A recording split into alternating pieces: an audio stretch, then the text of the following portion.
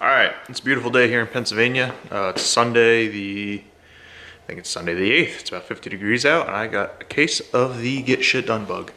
So I'll show you what we got going on today. I'm working on repairing this section here. So spent some time, chiseled out all this old junk that was in here, got everything cleaned up, squared up. Got a piece of 5mm plate cut out here that I'm gonna weld in there and then wrap it around as the first part. And then once that plate is in here, I'm gonna probably do another plate that's gonna go from the top to the bottom, butt weld up to this. Then a last plate that's just gonna go all the way across, tie back in here. I'm not super worried about this area from a strength standpoint. You got this beam, and then it's all done with rivets top, bottom, and the spring perch rivets. So my main concern is, when this is flexing, doing something like this, that there's enough beef holding this joint together. And then from all this stuff in here, it's probably gonna rust jack in the future. So if I had unlimited time and money, I would be looking at either blowing this whole section apart and rebuilding it, or going down to the Carolinas, Florida, Arizona, getting a whole new frame. But if we got to this state in 20 years, if I fix this up, try to put some oil down through here to prevent the rusting in the future, I should get another 20 something years out of it. At least that's the hope. So yeah, I'll set the camera up. I'll start, finish cleaning up everything on the bottom there, then I'll start welding it in, and we'll see how far we get.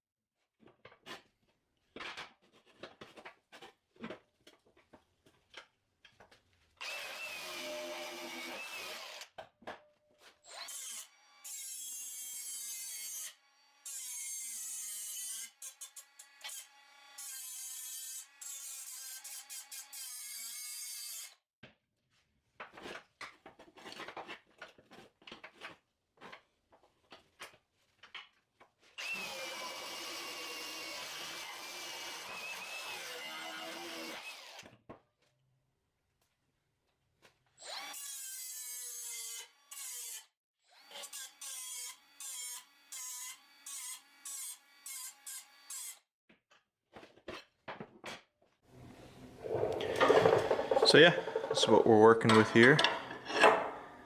Slide it up in there, got everything cleaned up, all the edges, try to bevel them a little bit, clean them up. I'll tack it in, and then towards the bottom I'll just roll it with a hammer, pound it over. So let's get our little welder set up.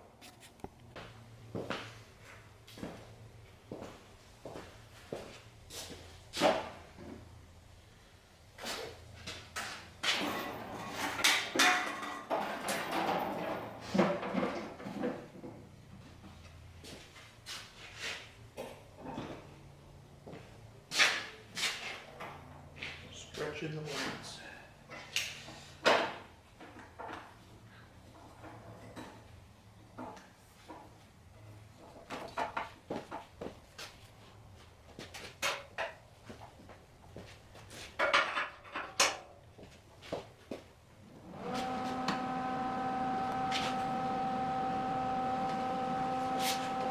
Alright, so I'm just gonna try to adjust this to keep you guys out of the splatter so I don't mess up the wife's camera.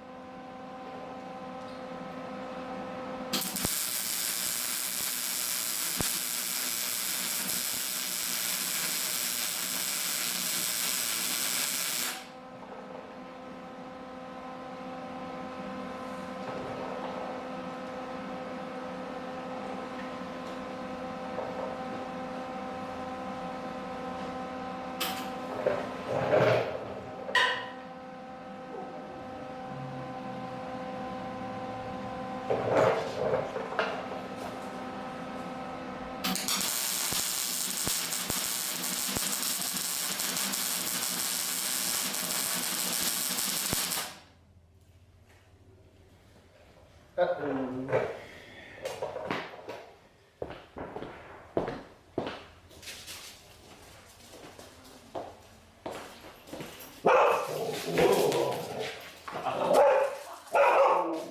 Daddy. Oh, relax, puppy. Oh, shit. Meet Scaredy Cat. Does not like me. Guess I scared her. She didn't know what to think. Now she's all the shit.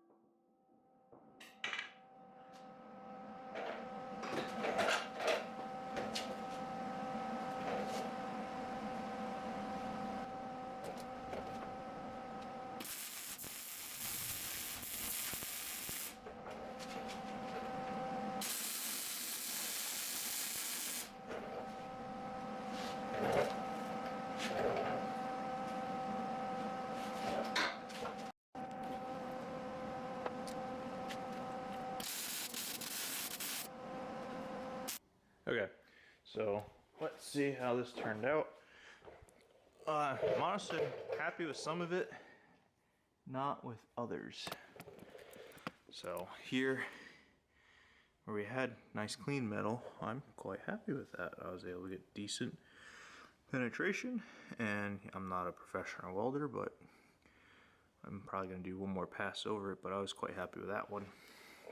Over here on this side, as you can see, it was a shit show, and that's just because the metal is such poor quality. You know, it's already cracking out there. But up top we got the heat good, everything cleaned off decently well. And yeah, some decent welds there, just not all those spots, but some of the critical spots, like tying in. So yeah, I'm happy with that. And then going around, not too bad, but try it over this way. But trying to finish this up, all the overhead stuff, it was not the most fun. So then I ran into more of that junk metal. So, but yeah, I'm mostly happy with that. I think now the next step is going to be a piece of plate, sort of changing this as I go, but probably tie a piece of plate from here into the center of this and sort of bridge this gap and pound it straight and everything else. And then if I'm bored, I'll do another strap up top that goes over and cut a hole for the rivet. But you know, what I cut out, I really don't think was structural. It was just sort of the excess from them running the two pieces of beam together. So I think I'll be more than good tying in this mount here to that new piece of plate. So, and yeah, I mean, sorry you can't see that, but I mean, it's already cracking there. You just tell it's not good weld. It's not good material to weld to. And the only reason I did this was to fill the gap. You know, I know that weld isn't doing anything good for me. There's no point to have it there.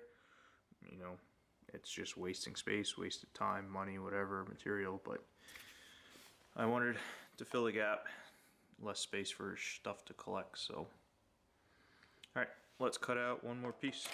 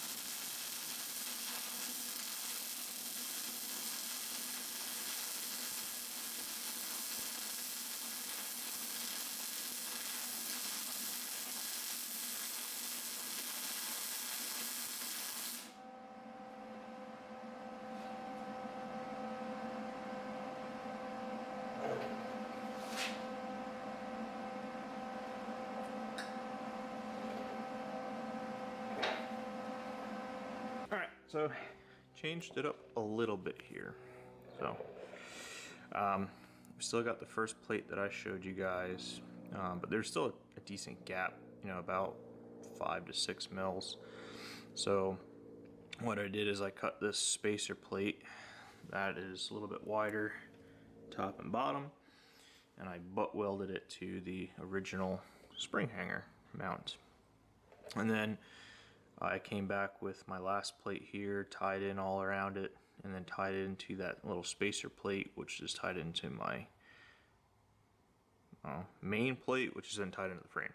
So I think I am pretty happy with how this turned out.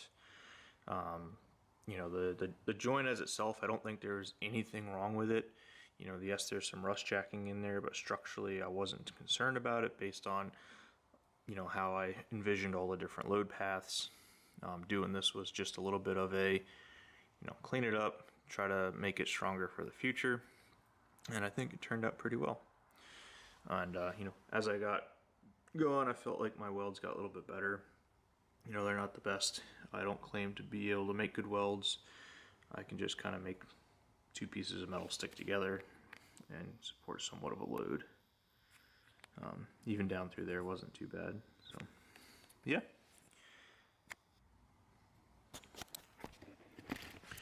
So that's going to do it for this video. This side of the frame is pretty much done. I mean, that was the only issue I found, and I got everything else needled, cleaned up. I probably will spend a little bit of time with the wire wheel, and then it's on the other side of the frame. So if you like it, please like, subscribe. If you have any comments, please give me your comments and your feedbacks down below, and we'll see you on the next one.